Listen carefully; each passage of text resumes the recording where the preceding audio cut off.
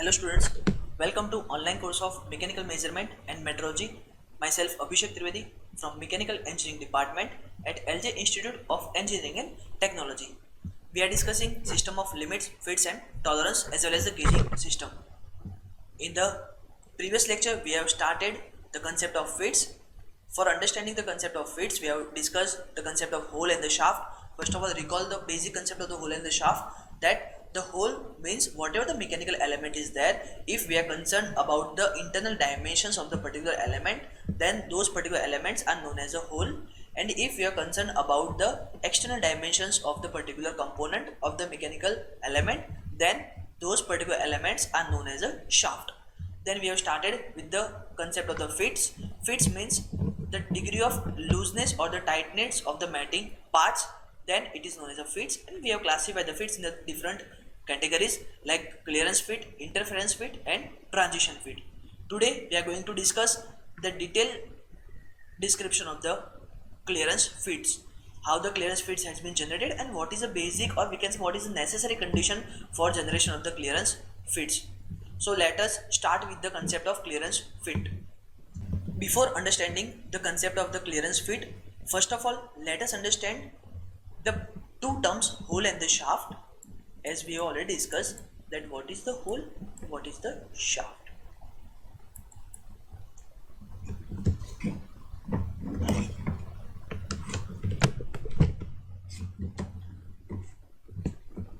Let us understand the minimum and maximum material limit for the hole and the shaft individually, what is the upper and lower limit of the hole and the shaft, and then we are starting with the concept of the fits. First of all, we are going to discuss about the shaft. After completion of the shaft, then we are moving on the hole. So let us start with the concept of shaft. As I have told you in the earlier lectures in the comparator, and many of times I have told you that suppose I have to manufacture the shaft of exactly 100 mm, then it is quite impossible thing. Though I can manufacture the shaft if I have to manufacture a single piece, if I have to manufacture the 10 or we can say 100 piece in a day. But suppose in the mass production concept I have to manufacture the 10,000 shafts in a day, then it is quite impossible that we are supposed to manufacture all the shaft with the proper dimensions. So what we are supposed to do, we have accepted the two limits. Let's say upper limit 100.2 mm and the lower limit, that is 99.8 mm. Do remember one thing, I am repeating the same example just because of sake of simplicity. This is not compulsory that for all the manufacturing shaft having the upper limit 100.2 and the lower limit 99.8. This is for a understanding purpose. So I am repeating the same example. So you are not supposed to get confused about the examples. I have provided the tolerance zone of let's say 0.4 mm. So I can say that I can manufacture the two shaft. Let's say this is the first shaft that we have manufactured, and suppose this is the second shaft. From the figure you can check, this is the external dimension of the shaft 2, this is the external dimension of the shaft 1. I have provide a proper difference between the external dimension of both the shafts so you can properly understand. Here the dimension is higher, so we can say that this is the shaft having the diameter 100.2 mm. Here the dimension is quite lower. I can say that the external dimensions of the particular shaft is 99.8 mm. So from these two figures you can properly evaluate that the upper limit of the shaft, mark my word, the upper limit of the shaft is higher than the lower limit of the shaft. So if I have to consider the materialistic approach, if I have to consider which particular element required or which particular element having a higher material than the second one, then I can say that for upper limit of the shaft we have the maximum material limit. We have the maximum material limit as compared to your lower limit of the shaft. It has the minimum material limit. So according to the materialistic approach, I can say that the shaft having the upper limit having the higher or we can say maximum material limit, and the shaft with minimum material stands for the lower limit of the shaft. If the same thing, if I am going to repeat, for the hole, then I can say that suppose the case is about hole, I have to punch the hole having the exact dimensions of, let's say, 100 mm. As the same case I am going to repeat, we are not supposed to manufacture the hole exactly of 100 mm. So what we are supposed to do, we are accepting the hole having the internal diameter 100.2, having the internal diameter of 99.8 mm. Remember, you are not supposed to punch the hole anywhere. For punching the hole, you are supposed to require some sort of sheet. You are supposed to require some sort of reference surface on which you are providing the hole. So what I am going to do, I will take a sheet having a proper dimensioning. Suppose by taking the reference of the same dimension, we have the second sheet. Consider here the sheet 1 and the 2 having the same dimension, or we can say exact dimensions, exact length, exact width, or exact thickness, or whatever you can say, exact weight with the same material. First of all, I have punched a hole over here. Second, I have punched the hole over here. I am making a one is very larger than the second one for the understanding purpose. If I have to measure the internal diameter of this particular hole, and if I have to measure the internal diameter of this particular hole, then I can say that the first hole having the internal diameter lesser, I can say that this is 99.8. Here the internal diameter is quite higher than the second one, let's say 100.2 mm. Now after the punching, we can say that here first of all, let us understand, we can say that this is the lower limit of the hole, this is the upper limit of the hole. Upper and lower limit stands for the reference line purpose. After removing the punch portion, whatever the metal is there, whatever the material is remains on the sheet, we have to consider those particular material.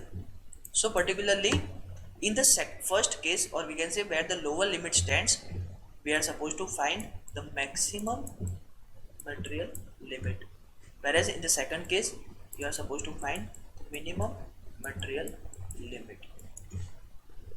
So remember this, for the lower limit of the hole you are supposed to find the maximum material concept, for the upper limit of the hole you are supposed to find the minimum material of the hole. This is the two basic concept you have to understand properly. I hope you have properly cleared about what is the maximum and minimum material limits for the shaft as well as hole. Now we are going to start our first concept, that is the clearance fit. Clearance fit means you are supposed to find a clearance in between the hole and the shaft. Suppose I am going to design a hole. From the first, or we can say from the previous lecture, we have already discussed that for generation of the clearance fit, your hole must be higher than the shaft. So suppose I have manufactured a hole, this is the single side of the hole, the hole itself having the two range, the first one that is the upper, the second one that is the lower. What is the basic criteria? That whatever the hole has been generated, your shaft must be smaller than the hole. So I can say that maximum permissible hole that I can punch having the dimension here, and the minimum hole that I have to punch having the dimension like this.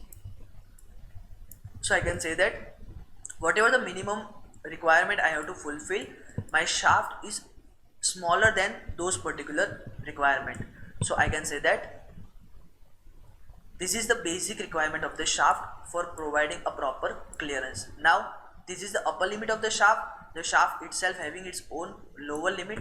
So I can say that this is the upper limit of the hole, here the lower limit of the hole.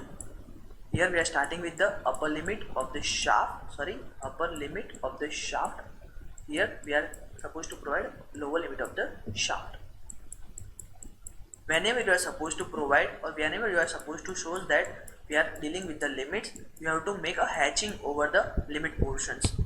So, and this shows the clearance, a proper clearance has been provided. So from this particular image you can say that for fulfilling the clearance fit, or the basic, or we can say the necessary condition for the clearance fit is whatever the shaft has been generated, the upper limit of the shaft, mark my word, the upper limit of the shaft must be less than the lower limit of the hole, must be less than the lower limit of the hole. This is your basic, or we can say the prime condition for fulfilling the clearance fit. Other than that, for all the cases we are fulfilling the clearance fit, but this is the basic condition. From the figure you can check if we are considering the different combinations. The first combination, let us take upper limit of the hole. Then if we are matching with the upper limit of the shaft, you can check from the figure. Here this is upper limit of the hole and the upper limit of the shaft. It is much more smaller. Upper limit of the hole and lower limit of the shaft.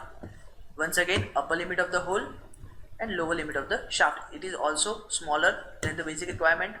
Then lower limit of the hole with upper limit of the shaft. Here lower limit of the hole, which is already higher than the upper limit of the shaft, it is also fulfilling the clearance. Lower limit of the hole and the lower limit of the shaft. Once again, this is the lower limit of the hole and lower limit of the shaft. It is also fulfilling the clearance zone. So if we are fulfilling a single condition, you can say that for all the combination of the upper and lower limit of the hole and the shaft, those all combination fulfill the basic requirement of the clearance fits.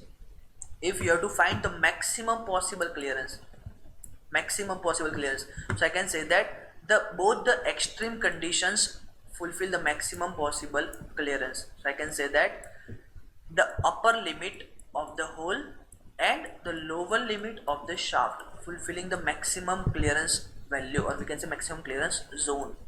Whereas for minimum clearance, whatever the dimensions which are very much near to each other fulfilling the minimum clearance, or I can say that the lower limit of the hole and the upper limit of the shaft fulfilling the minimum clearance zones. I hope you have properly understood what is the fits and how the clearance fit has been generated. The same figure has been discussed over here. Here we are going to discuss the hole and the shaft. As for the clearance fit, hole must be higher than the shaft. We have the upper and lower limit of the hole as well as the shaft. Here this is the case of maximum clearance and this is the case of the minimum clearance. I have already told it. The figure shows the 3D image, or we can say the cross-sectional image of the hole and the shaft. Here you can check whatever the hole has been generated, your shaft must be inserted inside the hole with proper clearance. Then and then it will generate the proper clearance fits.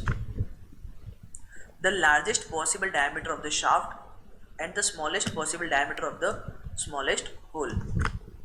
That is the basic condition of the clearance fit. Next example of the clearance fit, that is the shaft which is rotating inside the bush, or we can say the piston cylinder arrangement. Those all conditions are fulfilling the clearance fit. If you have a window curtain, then the window curtain having the shaft as well as the rings which is fit on the curtains, then this is also the case of the clearance fit in which the shaft is very much smaller than the hole. Then this is the case of the clearance fit. I hope you have properly understand the concept of the clearance fit and what is the minimum maximum material limit of the hole and the shaft, and what are the upper and lower limit of the hole and the shaft. Okay guys, we are ending our lecture over here. We have started with the concept of the hole shaft, then the minimum maximum material limit of the hole and the shaft, upper and lower limit of the hole and the shaft, and then we have concluded our lecture with the clearance fit. In the next lecture, we are supposed to discuss interference fit and the transition fit. Till then, thank you.